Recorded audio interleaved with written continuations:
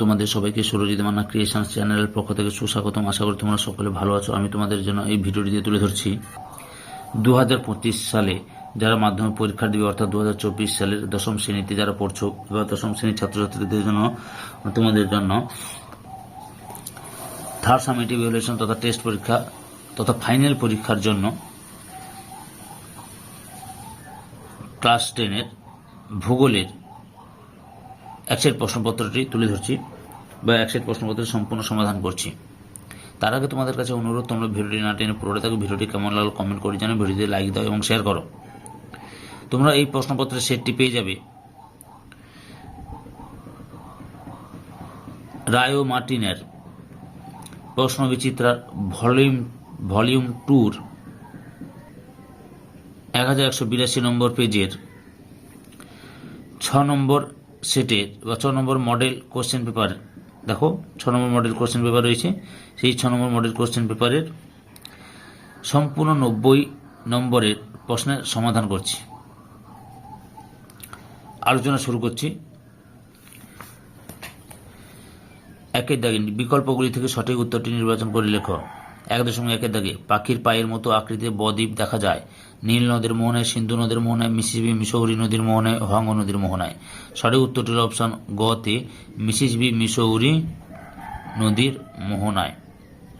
পরের প্রশ্ন লক্ষ্য করো। 1.2 দাগে সমুদ্র উপকূল সংলগ্ন আংশিক জলপূর্ণ গিরিখাত বা নিমজ্জিত হিমবাহ উপত্যকাকে বলা হয় ফিয়র্ড, হিমদ্রোণী, করি, ঝুলন্ত উপত্যকা। সঠিক উত্তরটি হল অপশন ক তে ফিয়র্ড। পরের প্রশ্ন 1.3 দাগে বায়ুমণ্ডলের একটি কঠিন উপাদান হলো ওজোন, লবণকণা, শিশির মেঘ। সঠিক উত্তরটি অপশন খ তে লবণকণা। পরের প্রশ্ন 1.4 দাগে শীতকালীন বৃষ্টিপাত দেখা যায় ক্রান্তীয় মৌসুমী ভূমধ্যসাগরীয় নিরক্ষীয় তুন্দ্রা জলবায়ু অঞ্চলে। সঠিক উত্তরটি অপশন খ তে ভূমধ্যসাগরীয় জলবায়ু অঞ্চলে। 1.5 দাগে শীতল ল্যাব্রাডার ও উষ্ণ উপসাগরীয় স্রোতের মিলনের ফলে ঘন কুয়াশা ও ঝড়যন্ত্রের সৃষ্টি হয় আইসল্যান্ডে, নিউফাউন্ডল্যান্ডে, গ্রিনল্যান্ডে, নেদারল্যান্ডের কাছে। সঠিক উত্তরটি অপশন খ তে নিউফাউন্ডল্যান্ডের কাছে। 1.6 দাগে পূর্ণিমা তিথিতে শ্রীজি অবস্থানকে বলে যোগবিন্দু, সংযোগ, প্রতিযোগ, অ্যাপোজি। সঠিক উত্তরটি অপশন গ তে প্রতিযোগ। পরের প্রশ্ন 1.7 দাগে গঙ্গা অ্যাকশন প্ল্যান জিএপি পরিকল্পনাটি গৃহীত হয় 1986, 1984, 1987, 1989 সালে। যে অপশনগুলো রয়েছে সেই সালগুলো ঠিক নয়। সঠিক উত্তরটি হবে 1985 সালে। 1985 সালে। পরের প্রশ্ন 1.8 দাগে শিবালিক হিমালয়ের পাদদেশীয় অঞ্চলে ক্ষুদ্র ক্ষুদ্র শিলাখণ্ড সঞ্চিত হয়ে যে সমভূমি গঠিত হয়েছে তাকে বলে খাদার, ভাবর, ভাঙর, বেদ। সঠিক উত্তরটি হল অপশন খ তে ভাবর। পরের প্রশ্নটি লক্ষ্য করো। 1.9 দাগে মৌসুমী বায়ুর প্রত্যাগমনকালে উপকূলবর্তী অঞ্চলে সৃষ্ট একটি সাময়িক আবহমণ্ডলীয় গোলযোগ হল কালবৈশাখী, মৌসুমী বিস্ফোরণ, আশ্বিনের ঝড়, পশ্চিমী ঝঞ্ঝা। সঠিক উত্তরটি হল অপশন গ তে আশ্বিনের ঝড়। 1.10 দাগে চন্দন গাছ জন্মায় চিরহরিত অরণ্যে, সরলবৃক্ষ অরণ্যে, পর্ণমোচী অরণ্যে, ম্যানগ্রোভ অরণ্যে। সঠিক উত্তরটি হল অপশন গ তে পর্ণমোচী অরণ্যে। 1.11 দাগে ভারতের সবুজ বিপ্লবের প্রভাব সবচেয়ে প্রথম পড়ে ধান, গম, ডাল, ইক্ষু উৎপাদনে। সঠিক উত্তরটি হল অপশন খ গম উৎপাদনে। পরের প্রশ্ন 1.12 দাগে ভারতের বেসরকারি উদ্যোগের বৃহত্তম লৌহ ইস্পাত কারখানা হল Durgapur steel plant, villi steel plant, Salem steel plant, tata iron and steel plant. সঠিক উত্তরটি অপশন খ তে tata iron and steel plant. পরের প্রশ্ন 1.13 দাগে দক্ষিণ পূর্ব রেলপথের সদর দপ্তর অবস্থিত কলকাতায়, হাওড়ায়, পাটনায়, মালদায়। সঠিক উত্তরটি অপশন খ তে কলকাতায়। 1.14 দাগে একটি বৃহৎ স্কেলের মানচিত্র হল মৌজা মানচিত্র, রাজ্য মানচিত্র, কোন দেশের মানচিত্র, পৃথিবীর মানচিত্র। সঠিক উত্তরটি অপশন ক তে মৌজা মানচিত্র। এরপর বিভাগ খ তে লক্ষ্য করো। 2.2 দাগে 2.1 দাগে নিম্নলিখিত বাক্যগুলি শুদ্ধ হলে পাশে সু এবং অশুদ্ধ হলে পাশে অলেখ যে কোনো 6টি। 2.1 দাগে বহির্বিধত সমভূমি নদী দ্বারা ব্যবচ্ছিন্ন হলে তাকে ভ্যারিয়েবল ভ্যারিট্রেন শুদ্ধ। 2.1 দাগে সমুদ্রবায়ু ও স্থলবায়ু আকস্মিক বায়ুর উদাহরণ অশুদ্ধ। সঠিক উত্তরটি হল সাময়িক বায়ুর উদাহরণ। সাময়িক বায়ুর উদাহরণ। 2.1 দাগে মুখ্য জোয়ারের সমকোণে অবস্থিত স্থানে গৌণ জোয়ার হয় শুদ্ধ। 2.4 দাগে গঙ্গা সমভূমি প্রাচীন পরিগঠিত অঞ্চলকে ভাঙর বলে শুদ্ধ। 2.5 দাগে অসমে নরওয়েস্টার ঝড়টি বরদই শিলানয় বর্জিত শুদ্ধ। 2.6 দাগে পেট্রোরসায়ন শিল্পকে আধুনিক শিল্প দ্বারা ব্যাখ্যা দেওয়া হয়েছে শুদ্ধ। দুই দশমিক সাত থেকে আন্তর্জাতিক শ্রেণীর ট্রপোসিটের সংখ্যা 2222টি শুদ্ধ। 2.2 দাগে উপযুক্ত শব্দ বসিয়ে শূন্যস্থান পূরণ করো যে কোনো 6টি। 2.2.1 দাগে আবহবিকার ও ক্ষয়কার্যের যৌথ প্রক্রিয়ার ফলে সৃষ্ট ভূমিভাগের পরিবর্তন করার প্রক্রিয়াকে ড্যাশ বলে? পর্যায়ন বলে। পর্যায়ন বলে। 2.2 দাগে ড্যাশ ওজোন গ্যাসের আবিষ্কার করেন? স্কোনবি। স্কোনবি। 2.2 দাগে চাঁদ ও সূর্যের আকর্ষণে সৃষ্ট জোয়ারকে ড্যাশ বলে? চন্দ্র জোয়ার বা মুখ্য জোয়ার বলে। মুখ্য জোয়ার বলে। 2.2.4 দাগে ড্যাশ দূষণের ফলে জাপানে মিনামাটা অসুখে সংক্রমিত হয়ে বহু মানুষ প্রাণহানি হয়েছিল? পারদ।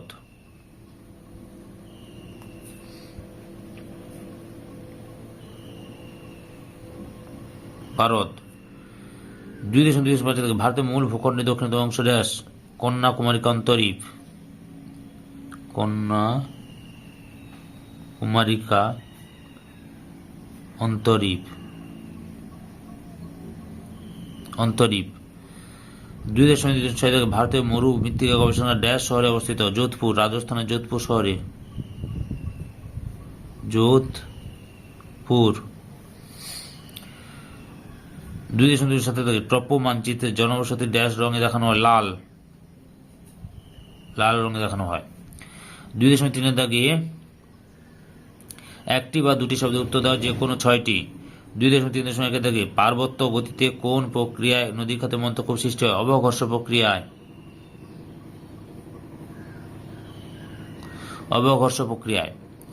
2.3.2 দাগে লাল নীলা শব্দের অর্থ কি? ছোট বালিকা। ছোট বালিকা। 2.3.3 থেকে সম্পৃক্ত বায়ুর আপেক্ষিক আর্দ্রতা কত? 100%। 2.3.4 থেকে সীসার কারণে মানবদেহে কোন রোগ সৃষ্টি হয়?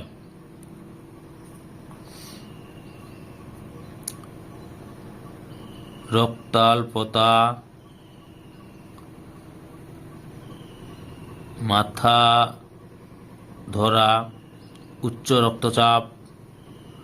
উচ্চ রক্তচাপ। 2.3.5 থেকে ভারতের বৃহত্তম স্বাদু জলের হ্রদ কোনটি? উলার হ্রদ। জম্মু কাশ্মীরে উলার হ্রদ। 2.3.6 থেকে ভারতের বনভূমির শতকরা পরিমাণ কত? মাত্র 19.45%। 2.3.7 থেকে গ্রিন রেভলিউশন বা সবুজ বিপ্লব কথাটি ভারতে কে প্রথম ব্যবহার করেন? এম.এস. স্বামীনাথন। এম.এস. স্বামীনাথন।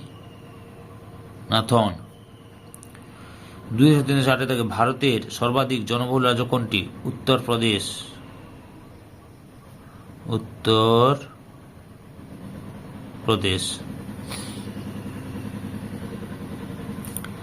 2.4 থেকে বাম দিকের সঙ্গে ডান দিকের এগুলি মিলিয়ে লেখো। বাম দিকে রয়েছে শিলা দিয়ে গঠিত মরুভূমি, ল্যাব্রাডর হ্রদ, বারাণসী, পোর্ট ব্লেয়ার।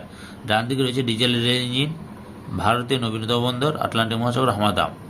আচ্ছা, শিলা দিয়ে গঠিত মরুভূমি হচ্ছে হামাদা। এটা লিখতে পারো, এখানে লিখে রাখতে পারো তোমরা 2.4.1। তারপরে 2.4.2 থেকে ল্যাব্রাডর হ্রদ হচ্ছে আটলান্টিক মহাসাগরে লক্ষ্য করা যায়। 2.4.2। 2.7.3 হচ্ছে বারাণসীতে ডিজেল ইঞ্জিন রেল ইঞ্জিন তৈরির কারখানা রয়েছে। 2.4.3। আর বারাণসী হলো পোর্ট ব্লেয়ার হচ্ছে ভারতের নবীনতম বন্দর। 2.4.4। বিভাগ গয়ের দাগে 3 দাগে নিচের প্রশ্নগুলির সংক্ষিপ্ত উত্তর দাও। বিকল্প প্রশ্নগুলি লক্ষণীয়। 3.1 থেকে মোরেন কি?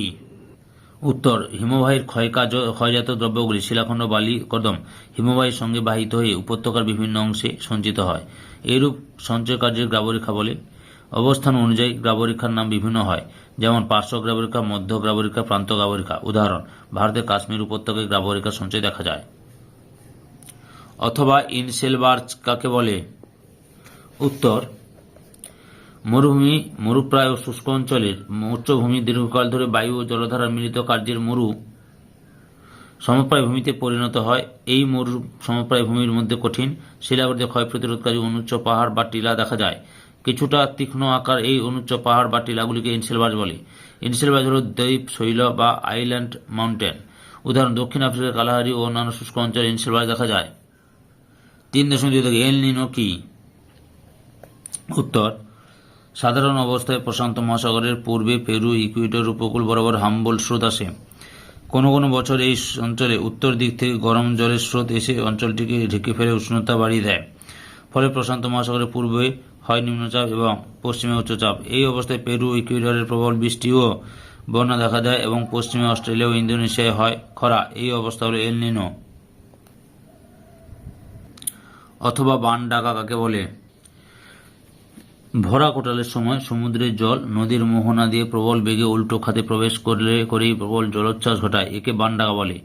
প্রভাব: বান ডাকার ফলে নদীর দুপাশে বন্যা হয়, জমি লবণাক্ত হয়, জাহাজ, স্টিমার, নৌকা ক্ষতি হয় এবং বাড়িঘর ভাঙে। 3.3 টিকা লেখ ই বর্জ্য। উত্তর: বর্তমান বিশ্বের নানান ইলেকট্রনিক্স দ্রব্য ব্যবহৃত হয়। এই দ্রব্যগুলি অব্যবহৃত বাতির অংশের মধ্যে পরিবেশ দূষণকারী পদার্থ থাকে। এই জাতীয় বর্জ্যকে ই ওয়াস্ট বলে বা ই বর্জ্য বলে। এই বর্জ্যকে সম্মিলিত জাতিপুঞ্জ বর্জ্যের সুনামি বলে অভিহিত করেছেন। উদাহরণ: circuit board, TV, computer monitor, hard disk, কম্পিউটারের ব্যাটারি ইত্যাদি। অথবা বিওডি কি? উত্তর: বিওডির পুরো কথা হল বায়োলজিক্যাল অক্সিজেন ডিমান্ড। নদী বা জলাশয়ের জলে নির্দিষ্ট পরিমাণে অক্সিজেন উপস্থিত থাকে যা জীবের বৃদ্ধি ও বিকাশের জন্য আবশ্যক। প্রতি একক আয়তনে জৈব জারণের ফলে যৌনজীবদের যে পরিমাণ অক্সিজেন দরকার হয় তাকে বলে বিওডি। 3.4 দুন বলতে কি বোঝো? উত্তরটি লক্ষ্য করো। উত্তরাখণ্ডের শিবালিক ও হিমালয়ের মধ্যবর্তী গঠনগত উপত্যকাগুলিকে দুন বলে। উদাহরণ: দেরাদুন। বৃহত্তম চৌখাম্বা পাটলি হল দুন উপত্যকা। অথবা র্যাভাইন ক্ষয় কি? উত্তর: ক্ষয় ও র্যাভাইন ক্ষয়ের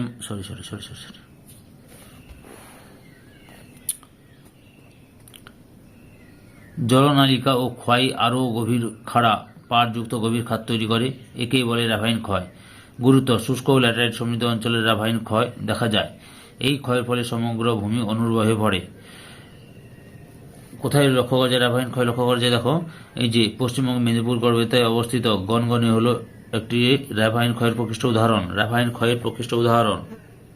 3.5 আউটসোর্সিং কি? উত্তর: কোনো দেশের একটি সংস্থা যখন সেই দেশের অন্য কোনো সংস্থার মাধ্যমে কোনো কাজ করিয়ে নেয় তখন তাকে আউটসোর্সিং বলে। কাজের উন্নত মান, দক্ষতা বৃদ্ধি, কম খরচে কাজ করা, দ্রুত কাজ করা সম্পন্ন করা ইত্যাদি কারণে এই আউটসোর্সিং এর মাধ্যমে কাজ করানো হয়। অথবা হীরক চতুর্ভুজ কি? জাতীয় সড়ক সোনালী চতুর্ভুজকে অনুসরণ করে 4টি মেট্রো শহরকে দিল্লি, মুম্বাই, চেন্নাই, কলকাতা যুক্ত করার জন্য যে দ্রুতগামী রেল যোগাযোগ তৈরির পরিকল্পনা হাতে নেওয়া হয়েছে তা হল হীরক চতুর্ভুজ বা ডায়মন্ড কোয়াড্রিলেটারাল। 304 ভূবৈচিত্র্যসূচক মানচিত্রের সংজ্ঞা দাও। উত্তর: বিশেষ ধরনের বৃহৎ স্কেলের মানচিত্র যেখানে রেখা, রং, অসংখ্য প্রতীক চিহ্নের মাধ্যমে ভূপৃষ্ঠের প্রাকৃতিক উপাদান যেমন ভূপ্রকৃতি, নদ-নদী, জলাশয়, উদ্ভিদ ইত্যাদি ও সাংস্কৃতিক উপাদান যেমন জনবসতি, যোগাযোগ ব্যবস্থা, দৃষ্টিভঙ্গি ইত্যাদি বিশদভাবে চিত্রায়িত হয় তা ভূবৈচিত্র্যসূচক বা টপোগ্রাফিক্যাল মানচিত্র বলে। বৈশিষ্ট্য: প্রতিটি মানচিত্রে নির্দিষ্ট নম্বর থাকে। অক্ষরেখা ও দ্রাঘিমারেখার ভিত্তিতে মানচিত্র তৈরি করা হয়। নিবিড় জরিপ কাজের পর মানচিত্র প্রস্তুত করা হয়। অথবা আরএফ কি? আরএফ এর পুরো নাম হল রিপ্রেজেন্টেটিভ ফ্র্যাকশন। Representative fraction. সংজ্ঞা: মানচিত্রের দূরত্ব ও ভূমির দূরত্বের অনুপাতকেও যখন ভগ্নাংশে প্রকাশ করা হয় তখন তাকে ভগ্নাংশ সূচক স্কেল বা আরএফ বলে।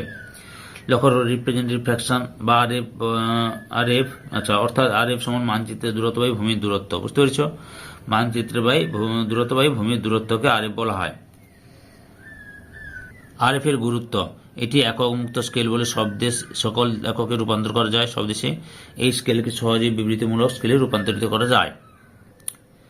বিভাগ ঘ দাগে 4 দাগে সংক্ষিপ্ত ব্যাখ্যামূলক উত্তর দাও। বিকল্প প্রশ্ন লক্ষণীয়। 4.1 উপনদী ও শাখা নদীর মধ্যে পার্থক্য করো।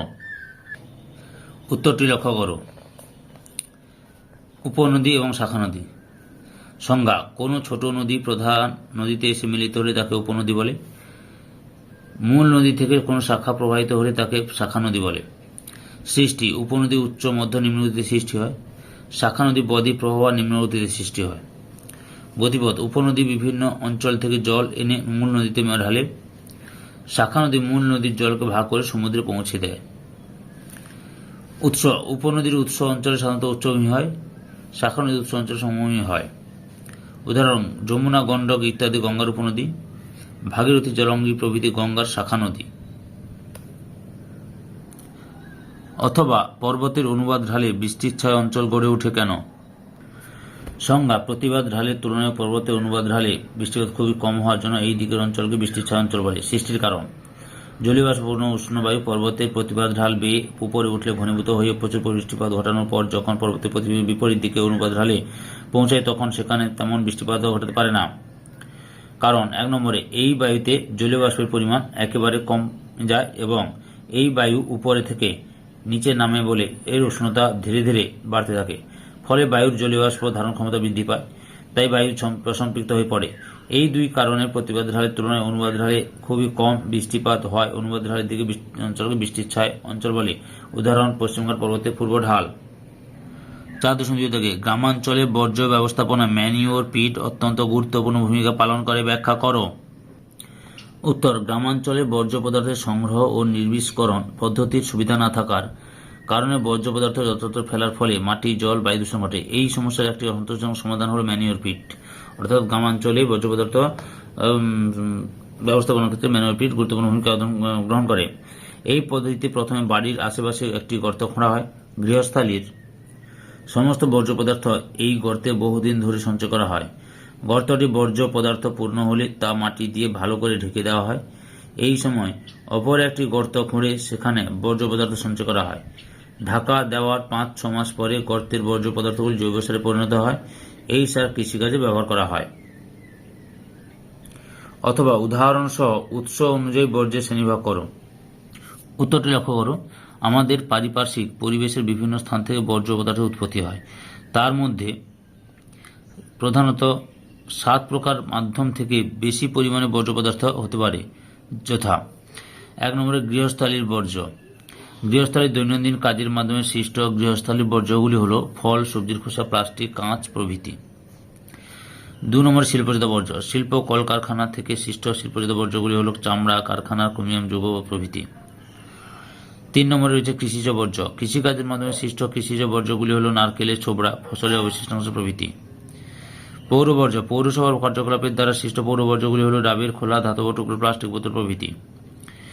জৈব বর্জ্য। ফুল, ফল, গাছের ডাল, পাতা, পোল্ট্রি ফার্ম ও খাটালের আবর্জনা, মৃত পশুপাখির দেহ প্রভৃতি হল জৈব বর্জ্য। 6 নম্বরে চিকিৎসা সংক্রান্ত বর্জ্য। চিকিৎসা ক্ষেত্রে ব্যবহৃত ব্যান্ডেজ, তুলো প্রভৃতি হল চিকিৎসা সংক্রান্ত বর্জ্য। তেজস্ক্রিয় বর্জ্য। পারমাণবিক বিদ্যুৎ উৎপাদন কেন্দ্রে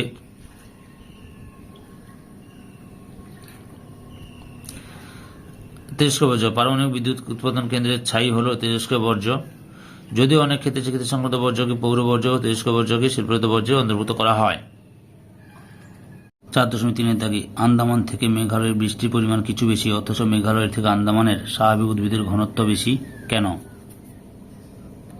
উত্তর মেঘালয়ে বার্ষিক গড় বৃষ্টিপাতের পরিমাণ 300 থেকে 400 সেন্টিমিটার, কিন্তু আন্দামানের গড় বার্ষিক বৃষ্টিপাত 200 থেকে 250 সেন্টিমিটার। মেঘালয়ের তুলনায় আন্দামানের বৃষ্টিপাত কম হলেও আন্দামানের তুলনামূলকভাবে উদ্ভিদের ঘনত্ব বেশি। এর কারণ 1 নম্বরে জলবায়ু অঞ্চল। আন্দামান নিকোবর দ্বীপপুঞ্জ নিরক্ষীয় জলবায়ু অঞ্চল অবস্থিত, অর্থাৎ এখানে সারা বছর উষ্ণ আর্দ্র গ্রীষ্ম ঋতু বিরাজ করে, যা ঘন অরণ্য সৃষ্টিতে সাহায্য করেছে। অপরদিকে মেঘালয় ক্রান্তীয় মৌসুমী জলবায়ু অঞ্চলে অবস্থিত, তাই এখানে গ্রীষ্মকাল আর্দ্র কিন্তু শীতকাল শুষ্ক প্রকৃতির। বৃষ্টিপাতের স্থায়িত্ব। মেঘালয়ের মৌসুমী নামে পৃথিবীর সবচেয়ে বেশি বৃষ্টিপাত হলেও এই বৃষ্টিপাত মূলত জুন মাস থেকে সেপ্টেম্বর মাসের মধ্যে হয়ে থাকে। ফলে বছরের বাকি সময় বৃষ্টিপাত তেমন না হয়, উদ্ভিদের ঘনত্ব কম হয়। অপরদিকে আন্দামান নিকোবরের প্রায় সারা বছর কম বেশি বৃষ্টিপাত হয়ে থাকে, ফলে বছরের কোনো সময় জলের অভাব না হয়, ঘন অরণ্য সৃষ্টি হয়েছে। বৃষ্টিপাতের বন্টন। মেঘালয়ের মালভূমি সর্বত্র সমান বৃষ্টিপাত হয় না। এখানকার গারো, খাসি, জয়ন্তী পাহাড়ের দক্ষিণ দিকে প্রচুর বৃষ্টিপাত হয়, কিন্তু উত্তরাংশের বৃষ্টির ছায় অঞ্চলে অবস্থিত বৃষ্টিপাতের পরিমাণ কম হয়, উদ্ভিদের ঘনত্ব কম। অপরদিকে আন্দামানের প্রায় সর্বত্রই সমান বৃষ্টিপাত হয়, উদ্ভিদের ঘনত্ব অনেক বেশি। আর্দ্রতা। মেঘালয়ের তুলনায় আন্দামানের বায়ুর আর্দ্রতা সারা বছরই অনেক বেশি থাকে, তাই এখানে উদ্ভিদের ঘনত্ব অনেক বেশি। মাটি। মেঘালয়ের মালভূমিতে ল্যাটেরাইট মাটির অবস্থান ও চুনাপাথরের আধিক্য থাকায় উদ্ভিদের ঘনত্ব কম। অপরদিকে আন্দামানের কাদাময় আর্দ্র মাটিতে লতাগুল্ম সহ ঘন চিরহরিত অরণ্য গড়ে উঠেছে। অথবা পরিবহন ও যোগাযোগ ব্যবস্থার পার্থক্য লেখ। পরিবহন ও যোগাযোগ ব্যবস্থার পার্থক্য। প্রথমে উদ্দেশ্য। পরিবহন ব্যবস্থায় এক স্থান থেকে অন্য স্থানে যাত্রী ও পণ্যদ্রব্য বয়ে নিয়ে যাওয়া যায়। যোগাযোগ ব্যবস্থায় এক স্থান থেকে অন্য স্থানে তথ্য ও সংবাদ আদান প্রদান করা হয়।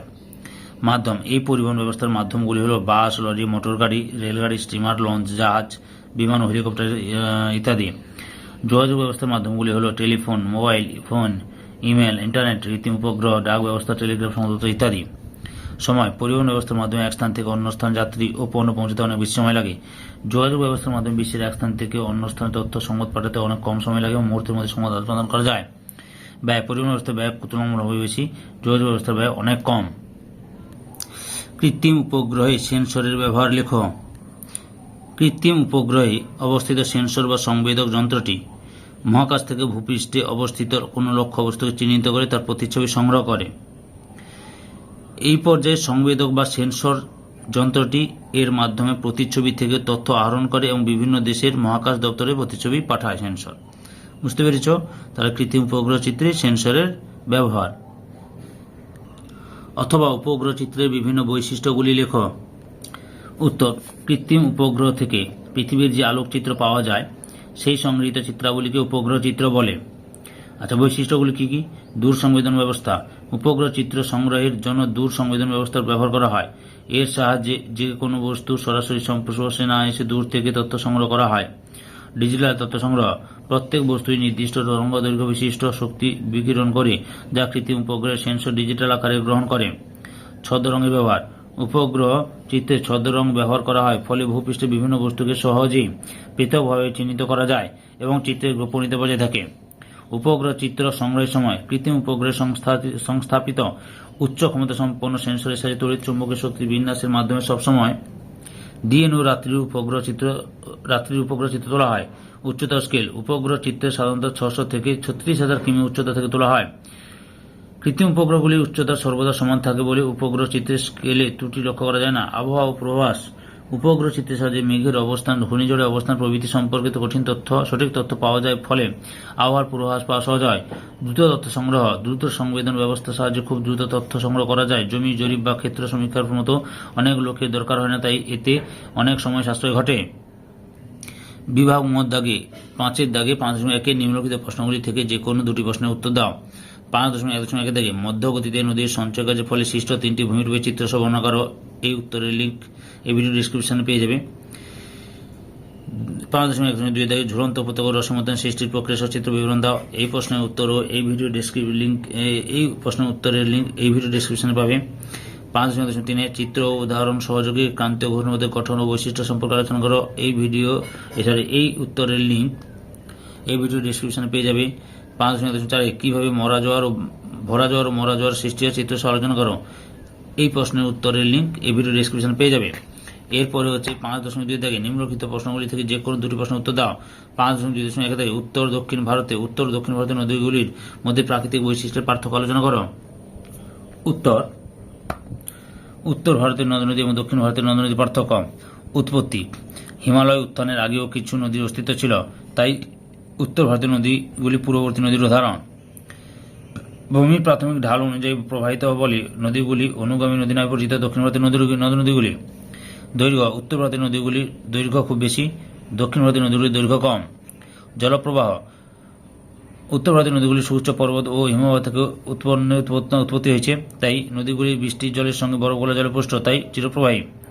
দক্ষিণ ভারতের নদীগুলি অনুচ্চ পর্বত মালভূমি থেকে উৎপন্ন হয়েছে এবং কেবলমাত্র বৃষ্টির জলে পুষ্ট বলে চিরপ্রবাহী নয়। আদর্শ নদীগুলি উচ্চ মধ্য নিম্নগতি স্পষ্ট, অর্থাৎ উত্তর ভারতের নদীগুলিতে উচ্চ মধ্য নিম্নগতি স্পষ্ট, তাই এগুলি একটি আদর্শ নদীর উদাহরণ। দক্ষিণ ভারতের নদীগুলিতে 3টি গতি স্পষ্ট নয় বলে এগুলি আদর্শ নদী নয়। নদী অববাহিকা। নরম শিলাস্তরের উপর দিয়ে উত্তর ভারতের নদীগুলি প্রবাহিত হয়, ক্ষয়কার্যের পরিমাণ বেশি, তাই অববাহিকা বরাবর বিশালাকার পলিগঠিত সমভূমি সৃষ্টি হয়েছে। আর কঠিন শিলাস্তরের উপর দিয়ে দক্ষিণ ভারতের নদীগুলি প্রবাহিত এবং কঠিন নদীগুলি প্রাচীন হওয়ায় ক্ষয়কার্যের পরিমাণ কম, তাই অববাহিকার ক্ষেত্রমানও কম। বদ্বীপ। উত্তর ভারতের নদী মোহনায় সুবিশাল বদ্বীপের সৃষ্টি হয়েছে। গঙ্গা ব্রহ্মপুত্র বদ্বীপ পৃথিবীর বৃহত্তম বদ্বীপ। দক্ষিণ ভারতের নদীগুলির মোহনে বদ্বীপ ক্ষুদ্র, নর্মদা ও তাপ্তির মোহনে কোনো বদ্বীপ সৃষ্টি হয়নি। গতিবেগ, উত্তর ভারতের পার্বত্য অংশের নদীগুলি তীব্র গতিবেগ সম্পন্ন ও সমমিত মৃদু বেগ সম্পন্ন। দক্ষিণ ভারতের নদীগুলির উৎস থেকে মোহনা পর্যন্ত নদীগুলির বেগ প্রায় সব জায়গায় সমান। জলবিদ্যুৎ বলছে উত্তর ভারতের পার্বত্য অংশ ছাড়া নদীগুলিতে জলবিদ্যুৎ উৎপাদনের পরিবেশ নেই। দক্ষিণ ভারতীয় অসংখ্য জলপ্রপাতের উপস্থিতি এবং কঠিন শিলাস্তরের উপর দিয়ে নদীগুলি প্রবাহিত হয়, জলবিদ্যুৎ উৎপাদনে সহায়ক। 5.2 থেকে ভারতের জনজীবনে মৌসুমী বায়ুর প্রভাব আলোচনা করো। এই প্রশ্নের উত্তরের লিঙ্ক এই ভিডিও ডেসক্রিপশনে পেয়ে যাবে। 5.2 থেকে ভারতের কোন অঞ্চলে অধিকাংশ কফি উৎপাদন করা হয়? কর্ণাটক, কেরল ও তামিলনাড়ু এই তিনটি রাজ্যই ভারতের প্রায় 96% কফি উৎপাদন করে। এই বাগিচা ফসল চাষের অনুকূল প্রাকৃতিক পরিবেশের বর্ণনা দাও। এই প্রশ্নের উত্তরের লিঙ্ক এই ভিডিও ডেসক্রিপশনে পেয়ে যাবে।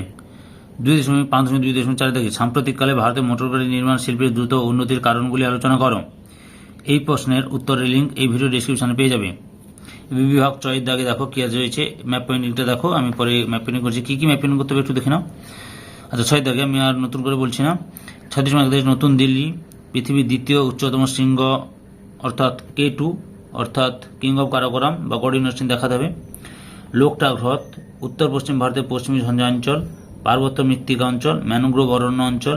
ভারতের কফি গবেষণাগার হচ্ছে চিকমাগালুর। টিস্কো ভারতের অতি বিরল জনঘনত্বপূর্ণ কেন্দ্রশাসিত অঞ্চল হচ্ছে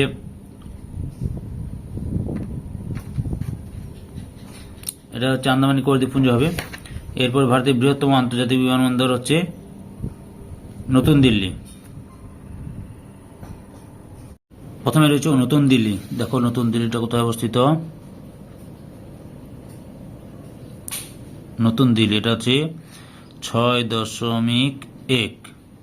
তারপরে কি রয়েছে, পৃথিবীর দ্বিতীয় উচ্চতম শৃঙ্গ হচ্ছে K2 বা গড ইউনিভার্সিটি। K2 বা গড ইউনিভার্সিটি জম্মু কাশ্মীরের লাদাখে পড়েছে। গড ইউন বা K2 এখানটায় দেখাবে, গডউইন বা K2 বা king of Karakoram. God university বা কিং অফ কারাকোরাম বা K2 বলা হয় একে। এটা 6.2। 3 নম্বরে রয়েছে লোকটাক হ্রদ, মণিপুরের লোকটাক হ্রদ। চলো, মণিপুরের লোকটাক হ্রদ এখানটায় অবস্থিত। মণিপুরের লোকটাক হ্রদ 6.3।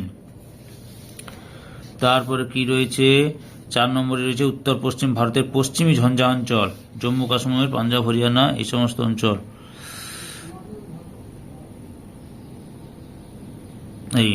এই সমস্ত আমি প্লাস চিহ্ন দিচ্ছি, এখানটায় চিহ্নটা আমি প্লাস দিচ্ছি। এটা হচ্ছে পশ্চিম ভারতের পশ্চিমী ঝঞ্ঝাযুক্ত অঞ্চল 6.4। 6.4 রয়েছে, দেখো 4 দিকে রয়েছে। তারপরে 6.5 রয়েছে পার্বত্য মৃত্তিকা অঞ্চল। পার্বত্য মৃত্তিকা অঞ্চল আমি এখানে দেখাচ্ছি পার্বত্য মৃত্তিকা অঞ্চল, যদি ওখানে আমি এটাও পার্বত্য মৃত্তিকা অঞ্চল হবে এখানটায়, বুঝতে পেরেছ? মানে এখান থেকে এতটাও পার্বত্য মৃত্তিকা অঞ্চল হবে, কিন্তু আমি এখানে তোমাদের সুবিধার জন্য এখানে দেখে দিচ্ছি, এখানটায় থেকে দেখাচ্ছি এই পার্বত্য মৃত্তিকা অঞ্চল।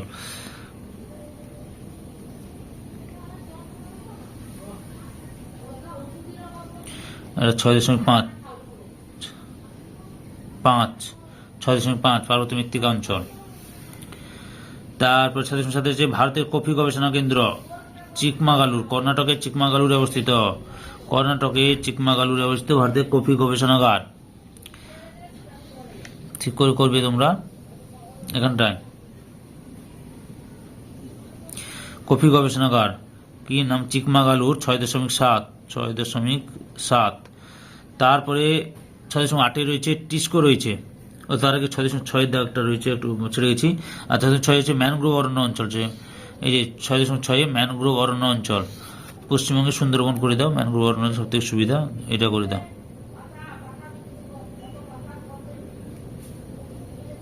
বুঝতে পেরেছো? এটা হচ্ছে 6.6 ম্যানগ্রোভ অরণ্য অঞ্চল।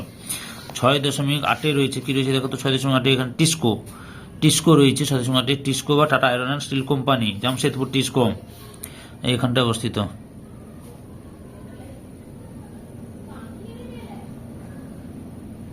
টিস্কো, বুঝতে পেরেছ? 6.8। তারপরে 6.9 রয়েছে ভারতের অতি বিরল জনঘনত্বপূর্ণ কেন্দ্রশাসিত অঞ্চল, এটা হচ্ছে আন্দামান নিকোবর দ্বীপপুঞ্জ হবে। আন্দামান নিকোবর দ্বীপপুঞ্জ, আন্দামান নিকোবর দ্বীপপুঞ্জ। এই তো দেখো পুরোটা, এই অংশটা দেখিয়ে দিবি তোমরা আর কি, আমি এখানে দেখাচ্ছি না ঠিক করে, এটা পুরোটা দেখিয়ে দিবে। আন্দামান নিকোবর দ্বীপপুঞ্জ পুরোটা ভারতের অতি বিরল কেন্দ্রশাসিত অঞ্চল, অতি বিরল জনঘনত্বযুক্ত কেন্দ্রশাসিত অঞ্চল। 6.9। 6.10 রয়েছে ভারতের বৃহত্তম আন্তর্জাতিক বিমানবন্দর নতুন দিল্লি, নতুন দিল্লি, নতুন দিল্লি হবে, বুঝতে পেরেছ? এই যে নতুন দিল্লিতে দেখানো হয়েছে একবার আগে, এটাই 6.1 এবং 6.10 নতুন দিল্লি। তাহলে তোমরা পুরো মানচিত্রটা দেখালাম তোদের সামনে, বুঝতে পেরেছ? সম্পূর্ণ ভিডিওটি দেখার জন্য তোমাদের সবাইকে অসংখ্য অসংখ্য ধন্যবাদ। ওকে, এই পুরোটা দেখে নিয়েছ, আরও দেখাচ্ছি, দেখো।